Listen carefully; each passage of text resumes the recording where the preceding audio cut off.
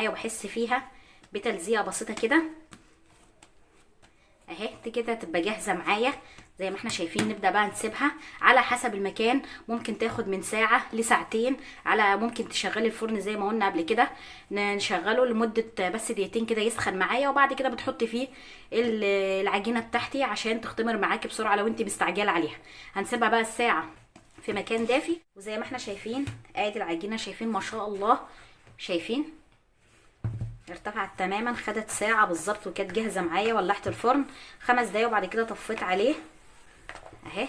ده بقى نشيلها كده بالراحه على حسب حجم البيتزا اللي انت عايزاها. انا هعملها 4 قطع اهوت عشان تبقى متساويه. نحاول نقطعها كده، ناخد كل قطعه ونعملها كوره كده اهي.